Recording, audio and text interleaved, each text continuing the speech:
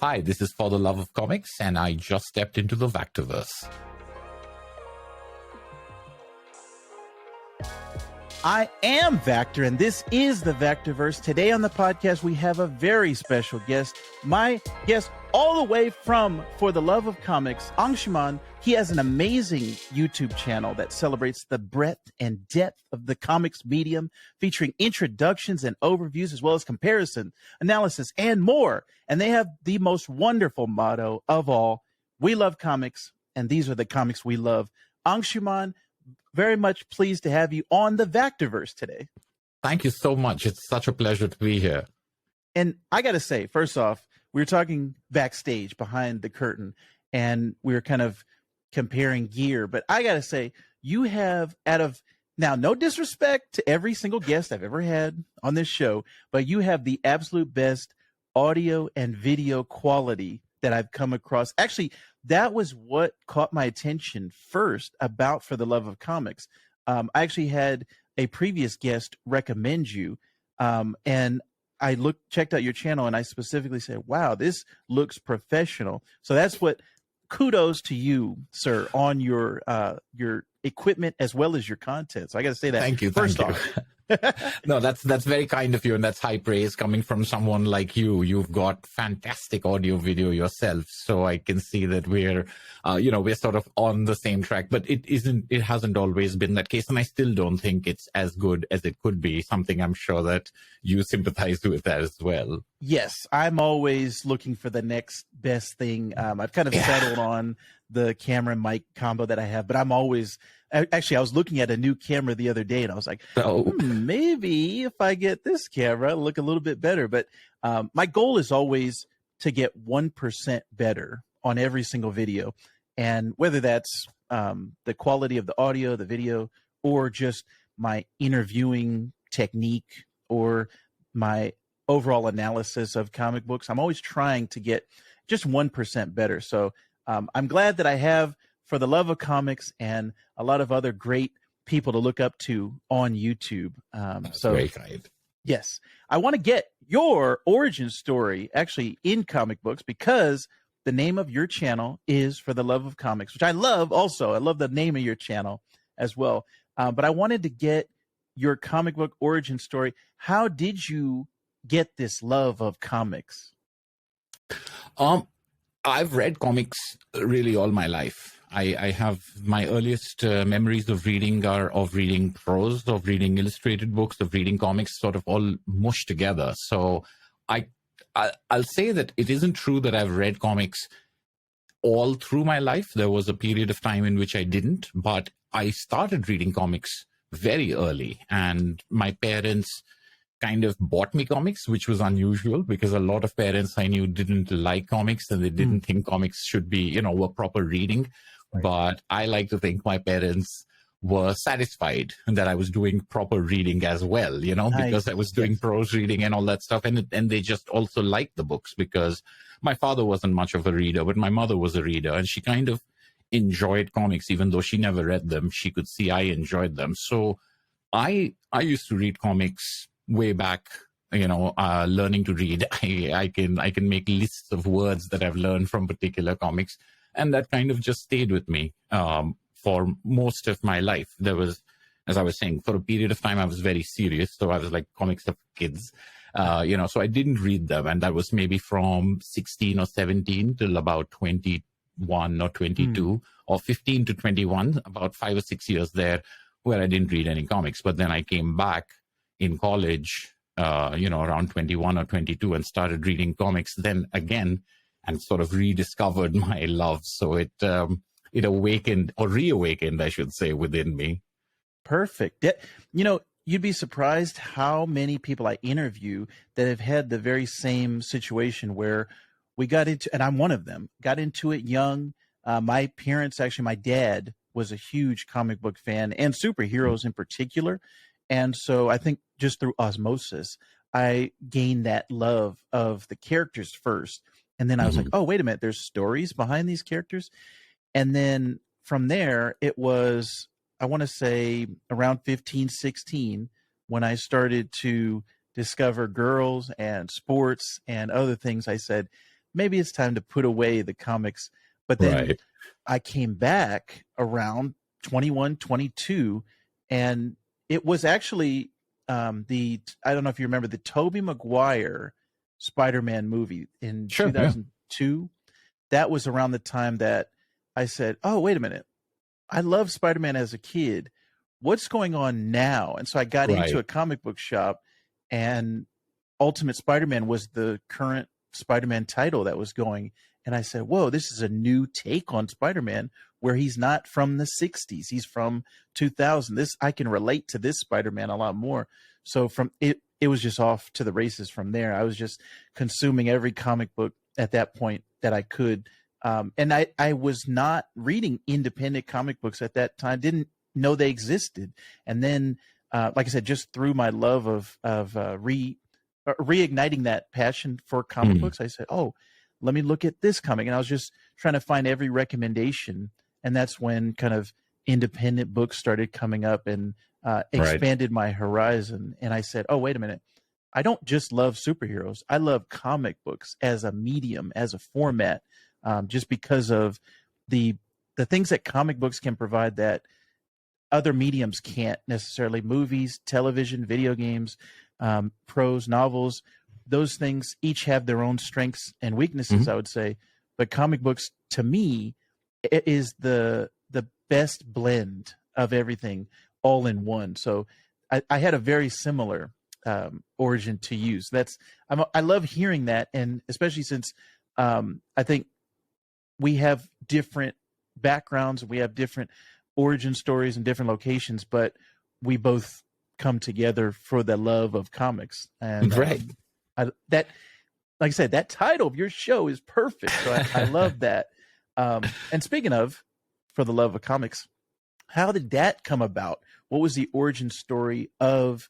Did you do anything else before YouTube? Did you do an audio podcast? Did you do anything, or was it YouTube first and foremost? Yeah, it was just straight in, no preparation. And, if you watch those early videos, you'll see, it's like, I don't really know what I'm doing. I think it was just being on YouTube after a couple of years of reading comics seriously and reading a lot of comics. And then people would share links, so on social media, on Facebook or on WhatsApp, etc. They would share links, and many of those links would be YouTube videos, and it would be, oh, look, someone's showing a new edition of something, or someone's talking about something like a video essay. And a very long time ago, I didn't know there was this entire part of YouTube where you can subscribe to channels and follow channels and things like that. I thought it was, funny cat videos that were hosted there, and someone would send you a link. Right. So it was when people shared links with me, then I was like, oh, I've seen a video by this very person on some other edition. Then I realized that, oh, there are people who regularly put things out there. And that was sort of inspirational, because I watched a number of different YouTubers and comics videos. And I think some part of me was like, oh, this is really cool. But they're talking about comics, they're talking about comics that everybody else who's talking about these comics all know what they're talking about.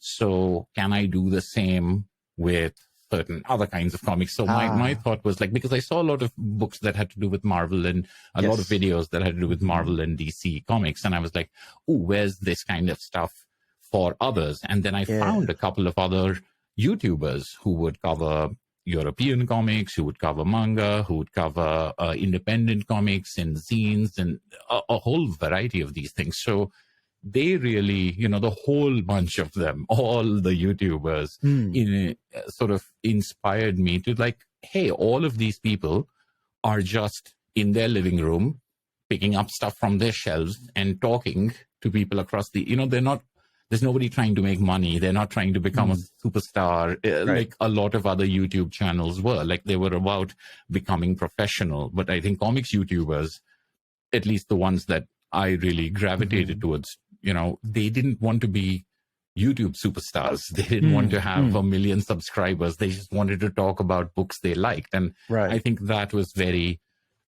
reassuring. It's just like, okay, you know, this part of YouTube isn't about the big bucks, and it's not about the big viewership and the big subscriber counts. It's about sharing what's on your shelves with other people. So I found that handmade quality of it to be very assuring. You know, it didn't feel like something crazy. It felt like, oh, you know, just pick up your phone and do it. Everyone's doing it on their phone. And I think, you know, like close to my first 40 videos or so were just made on my phone, you know, just sort of following their lead. Right. Yeah. And that's something that I also admire and respect, taking your passion and just wanting to broadcast your voice, your opinion, and also share your recommendations of, hey, I like this book. I like this author. I think you should check them out.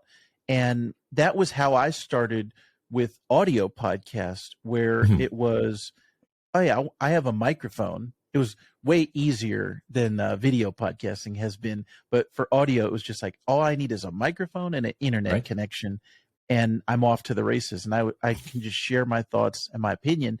And I got hooked on it. That was something that at my height, I was doing 12 podcasts.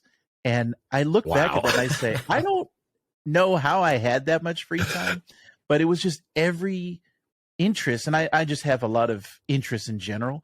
So it was like, oh, okay, I'm interested in technology. Let me do a technology podcast. I'm interested in professional wrestling. Let me do a professional wrestling podcast. So it was just anything and everything. Now I've gotten to the point where I've kind of streamlined, and we were talking off mic, and I was saying I have 3 podcasts, and even now I'm still like trying to balance and, you know, figure out life, because also another thing, I am now married and I now have a son. So those were things that did not exist before. So my time is very different. My allocations of my time is very different. So I can relate to you a lot in that aspect. I was late to the YouTube game. I was a watcher, but I was not a YouTube creator till about a year ago. And I love it. This is the one that I want to focus on.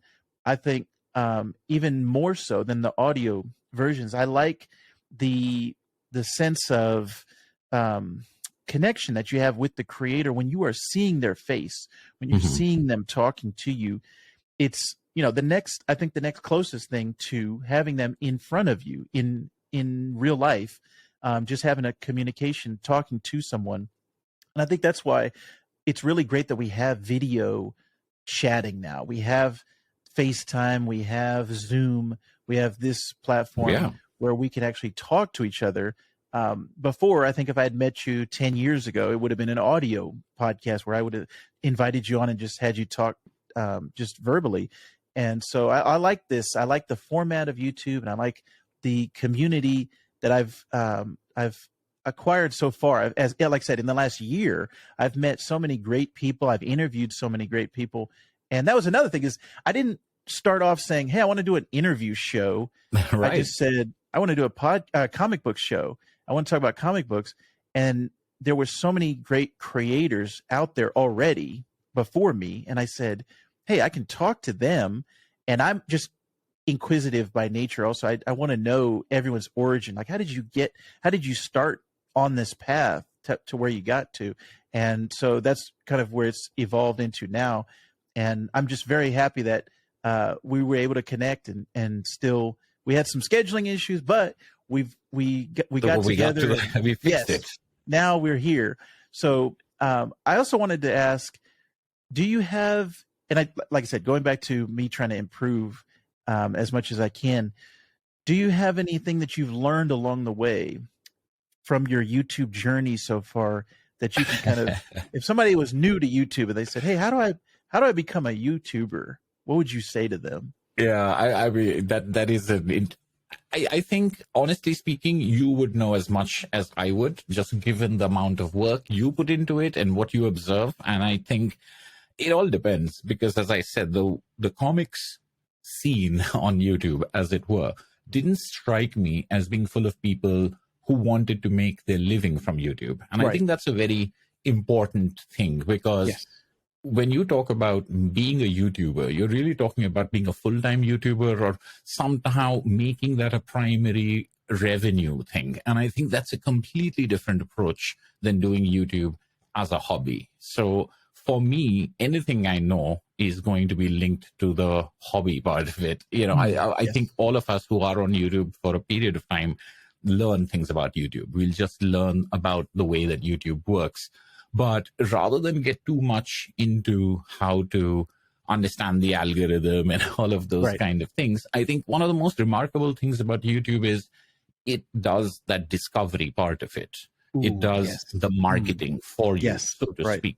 It uses its own rules, and that's obviously, but not only is it a free platform in which you can upload video for the whole world to see, you also get them placing your videos in front of other people and recommending and suggesting. And that, I think, is incredible, because I have a couple of friends who do podcasts as well. And they always talk about discovery being the biggest problem, where you can put it out there, but how are people going to find you is the question they're always trying to answer. And they always have to do that promotion.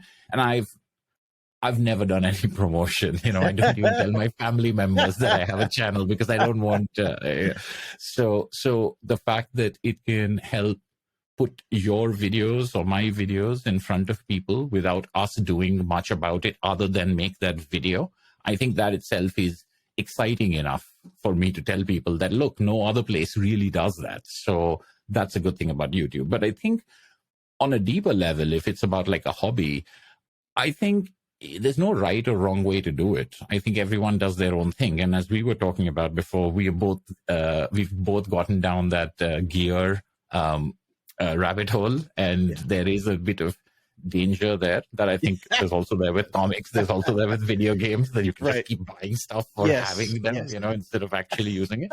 But I also think that somewhere that's linked for me, and I'm sure for you, it's linked to the fact that you want to give your viewers the best that you can. And as you were saying, if you make every video a little bit better than the previous one, what do we mean by that? And I think most of the time it will be things that no one will ever notice and no one will ever pay attention to, but you know it's there. You did the sound editing differently this time. You played around with the color grading, or you did something in your workflow.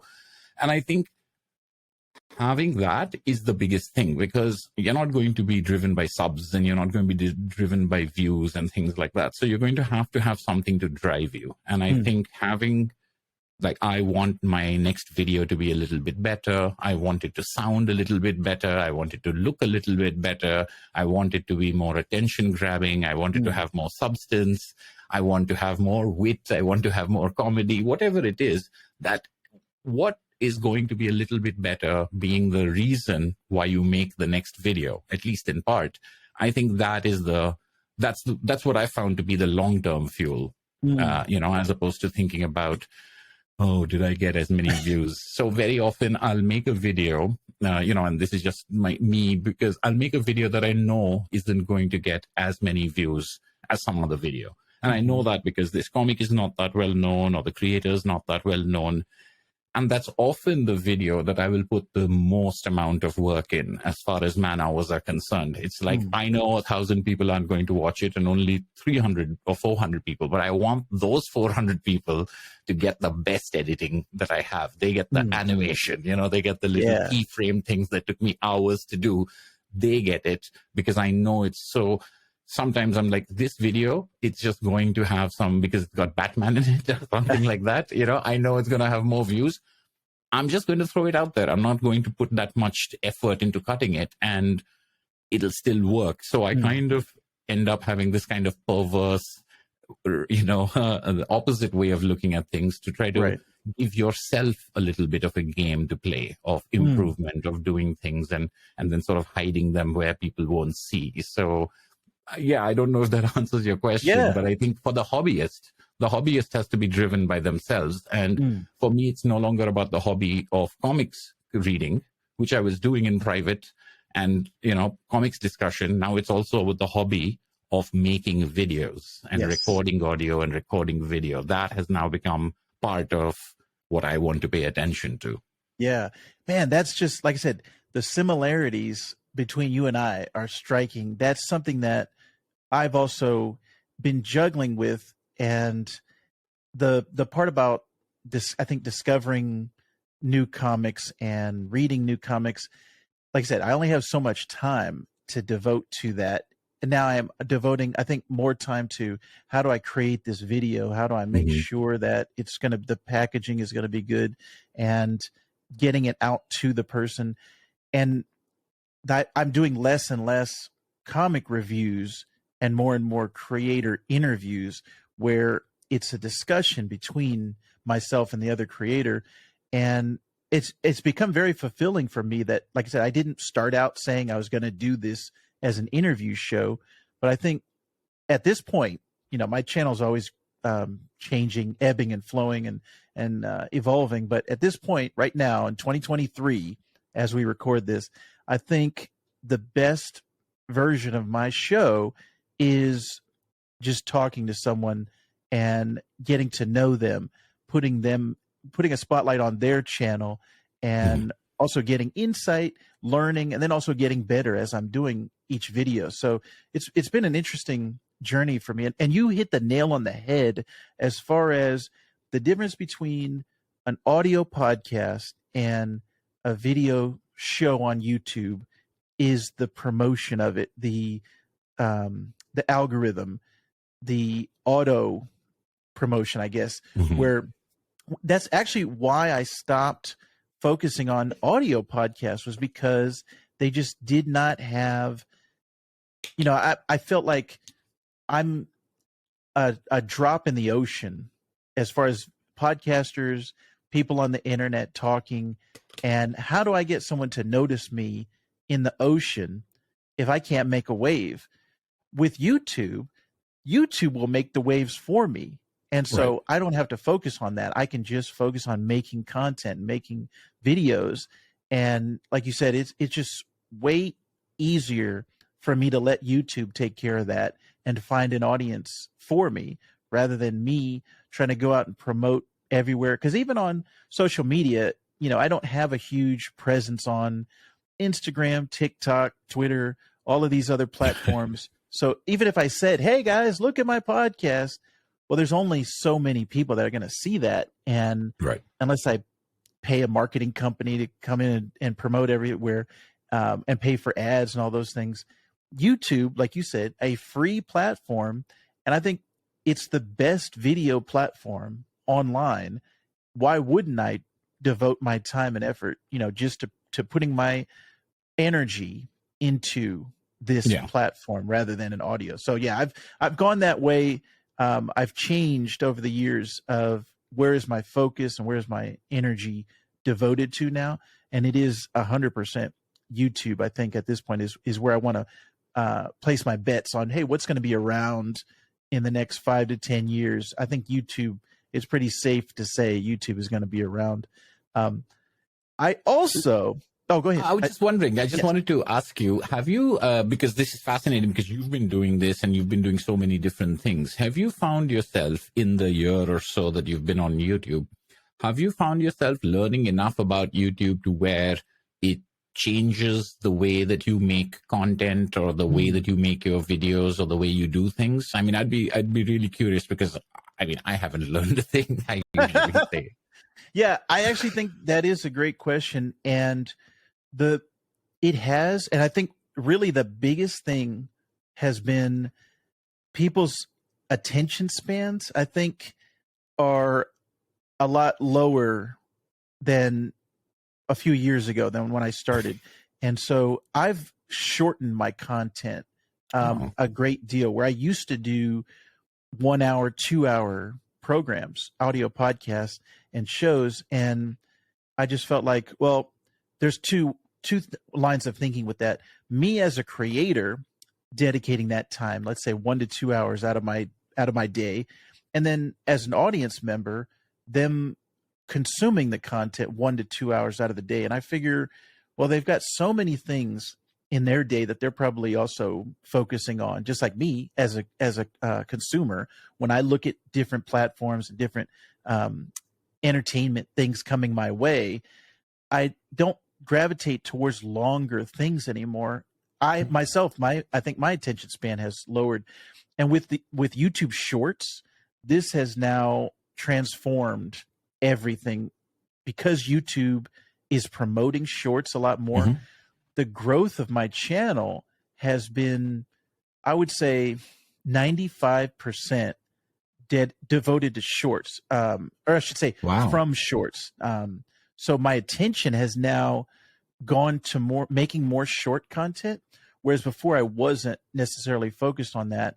But I've seen growth on my channel from a 60-second, or let's say even a 45-second short has gotten me more subscribers than, every hour-long episode I've ever done put Right. together. And so it's like I made that short in 5 to 10 minutes and posted it, and it got that many views and it got that many subscribers. Is really the thing that really shocked me. Not the views, because I think, it's so easy just to view something for 30 to 60 seconds and then swipe off.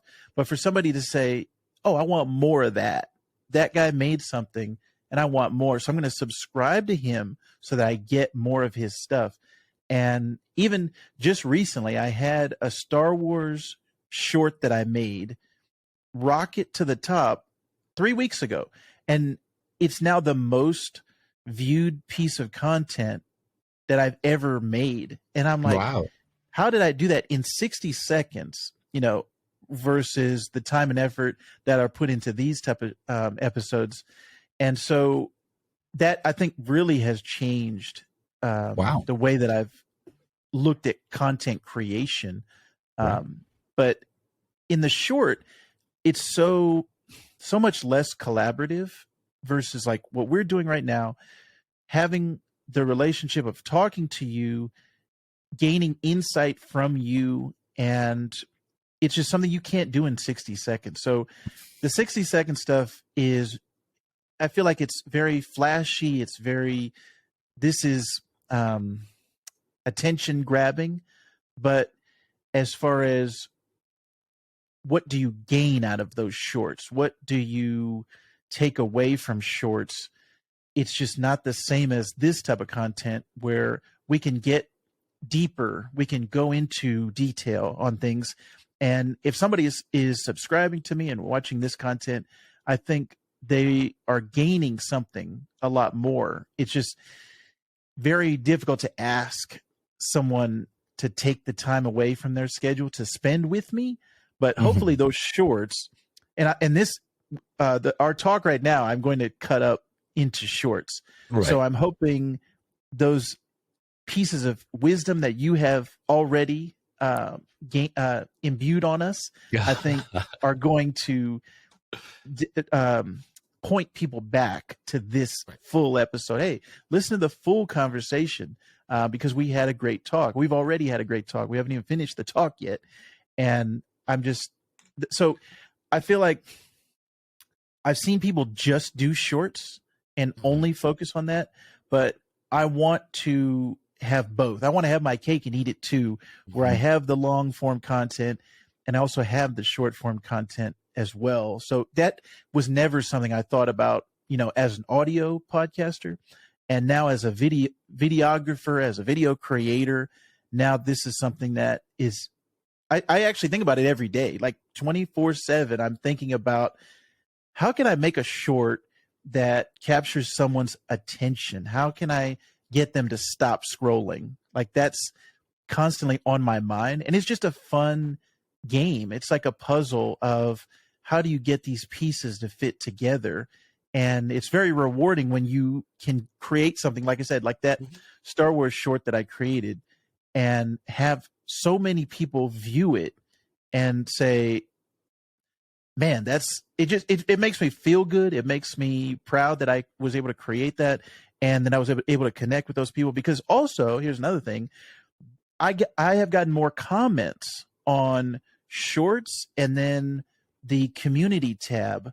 I've been posting polls and, hey, what do you think about this? Asking people questions, and I'm getting way more responses than I did just creating a podcast episode of, hey, this is the latest Green Lantern book. Hey, this is the latest Superman title.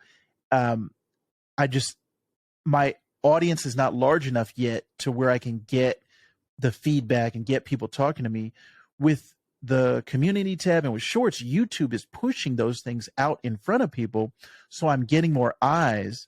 And so now I'm getting the people responding to me and forming, I think, forming a relationship. I've had certain commenters, have repeat comments and come back. So I appreciate everyone who is a return viewer or repeater. But I think that's also something that has changed over the last year of making content. So I find that fascinating. 2023 is completely different to me than 2022 was, completely different from 2021. So there's been this progression, and yeah, it's been an interesting journey so far, and I'm really loving this process of creating, and hopefully I can continue to get better into 2024. Is going to be completely different, and I'll be maybe 2% better in 2024. So I'll just keep on growing and increasing. But I'm so happy that I have people like you to continue to come on, push me further, and then also you have given me insight into things, and so it's like a back and forth relationship. It's a two-way street, I think, for having creators on. So I'm happy to have people like you come on the channel and speak about their love of these things. And I also wanted to, now this is not something I prepared you for. So this is going to be just I'm always unprepared for everything. So it's all right. If I walked up to you, let's say we're in a coffee shop and I saw you reading a book and I said, "Hey, what's that book you're reading? What in this current, let's say we're recording this in April of 2023, what would you be reading? If we walked up into a coffee shop, what would be something that you'd be reading right now that you would recommend to me and say, hey, you should read this too?" All right. Interesting. So I'm not very current with my reading, so I'm usually not reading things that are being published. So I'm always trying to, as I say, I'm always trying to catch up on previous years. So I'm the same way. It could be a number of different things. But what I'm reading in a coffee shop, and this is what I do, I'm sort of the opposite direction, is like my videos tend to get longer and longer because I have more caveats and disclaimers. So here's an example of how I would work. If you ask me this question, I'd say, well, if I'm in a coffee shop, then I wouldn't be reading something that might offend somebody. I wouldn't be reading something, if someone looks over my shoulder, they might see something gory, or they might see nudity or sex or something.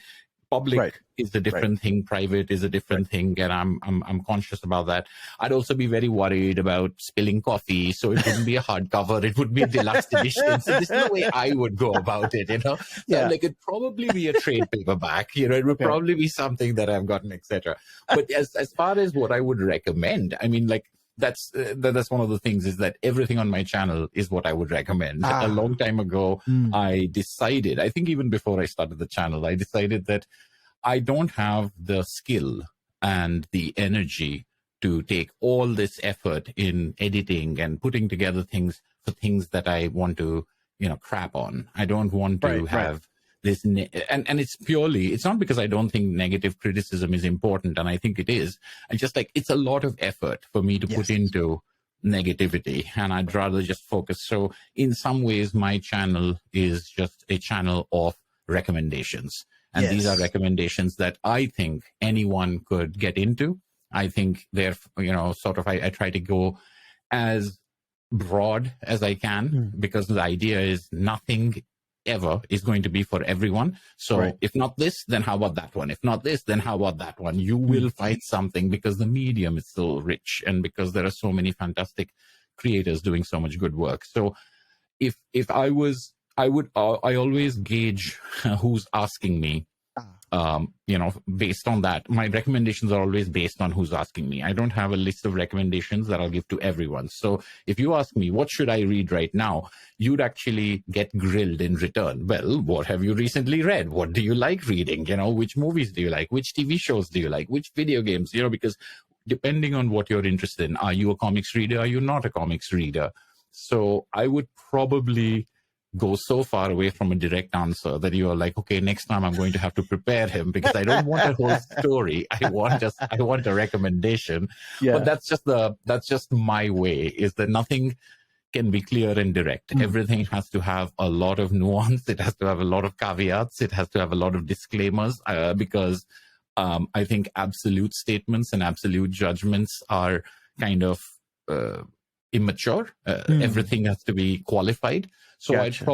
I'd probably base my recommendations on what someone says they're looking for or what they've enjoyed in the past, and try to recommend something like that. If someone's looking to get into superheroes, it's a completely different recommendation than if someone wants to know what's out there as far as slice of life is concerned or autobiography. And if people just want to, so I'll take your question and I'll do this. If someone came to me and said, comics, how can you be a grown up and read comics? Then I would have a couple of comics that I would say, well, read these and then let me know if you think comics are only for kids. Yeah. And if someone says, comics are just superheroes, then I would give them a different group of things, if someone said there's no such thing as a good superhero comic, then I'd give them a completely different list of things. But so how would you answer my re-questioning of you of what is it that you're looking for exactly? Yes, man, if we had the time, I would ask you for every one of those categories you just mentioned. But just for the sake of brevity, let's say that I was saying, how can you read comics as an adult? What would be your recommendation to say, this is what shows you that comics are all age? Like there is a comic for everyone. There's not just a comic for a 5-year-old. There's not just a comic for a superhero fan.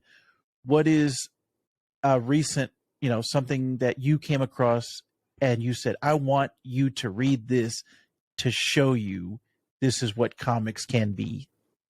Right. Well, I think in general, you can't go wrong with some of the big heavy hitters like Mouse or Watchmen if people are into superheroes, etc. Those are Fun Home by Alison Bechdel, Palestine by Joe Sacco, or Safe Area Gorajda, if you want to talk about journalism and nonfiction, etc. But I think the most accessible, if I want to think about what has the broadest appeal, might be young readers or all ages comics that have, sort of like Pixar movies that have like surprising depth, and that, like an adult does not feel insulted when they read them. Even if they're not, if they're misunderstood as children's comics only, but they really are all ages. So I think a lot of my favorites, my absolute favorite comic of all time is Usagi Yojimbo. And which is not to say that I haven't read things that are darker or more serious or something. It's just Usagi Yojimbo for more than 30 years, is incredibly consistent. It doesn't have any filler. It's like all the stories are great, and it's wonderful characterization. It's superb writing. It's period authentic artwork, but the complexity of it and the simplicity of it, I think, is perfectly balanced. I think you can read it and get many, many deep, wonderful things from it, and you can read it as pure samurai adventure. It's one of those things that if you just sort of get over the fact that it's a samurai rabbit and not think about it as just another, one of those anthropomorphic animals from the early 90s, etc. If you actually gave that comic a shot, I have many people coming and telling me that I would never have tried Usagi Yojimbo, except, you recommended it and now it's my favorite comic. And I always take that as the highest compliment, because I think Usagi Yojimbo truly is a comic that anyone could love, no matter how highbrow or lowbrow you think of yourself as a reader. That is perfect. And that is exactly what I want. And I'm glad that you said that. That comic has kind of a couple personal notes for me. Number one, I am a quarter Japanese. My grandmother was 100% Japanese. So I grew up with my mom being American, but she always wanted to get back to Japan. Her mom is from Japan, lived in Japan, and so she was always looking at Japanese culture. My house, you would think we lived in Japan. If you looked at the items that were around my house, it was all Japanese. And then my dad was in the military, so he was able to go to different countries and choose where he wanted to work. And so my mom said, Japan, we need to go to Japan. Mm-hmm. So I spent some of my elementary school, some of my middle school. We kept going around. I was in a new place every 2 years. So some of my elementary, some of middle, and then I actually ended up graduating high school in Japan. Oh, and wow. So I have a huge Japanese culture influence on my life, and studied Japanese, but I have now forgotten all of what I learned. But so Japanese culture in general. So anytime I see something that is samurai, ninja, anything that has those roots in Japan is very personal for me. And then Usagi had that Teenage Mutant Ninja Turtles connection. And as a kid, I was like a huge Turtles fan. And so I had a Usagi figure that was from the Turtle line. I thought he was from Turtles. Mm-hmm. And then come to find out later as I got older, oh, wait a minute, this is a whole separate thing. So that is one that, and now my wife, who is not Japanese, but she has a love and a respect for the Japanese culture because just being around me. So I took her to a comic book shop, and Usagi was what she gravitated towards. She was like, "Oh, what is this?" So I was able to grab. Thank you. I was able to grab that for her, and so yeah, that's very personal to me. Along those lines, I would say the exact same, everything, all the sentiments that you had for Jeff Smith's Bone. Yeah, where absolutely. It looks like, oh, that's for kids. Where a long time I avoided it. I was like, oh, that's for kids. Why would I read that? And then it ended up, just from listening to different comic book podcasts, heard it recommended so many times. I was like, well, I got to check this out. If all of these guys are recommending this. And once I read it, I was just blown away. It was like, this is a masterpiece of, fantasy storytelling. And yeah, the artwork is kid friendly. Like, it's very smooth lines and just not a lot of rough edges. And it's appealing, visually appealing to a younger audience. But man, when you get into just the storytelling and the depth and the nuance of it, that actually, I need to do a reread of Bone. I was thinking about it the other day.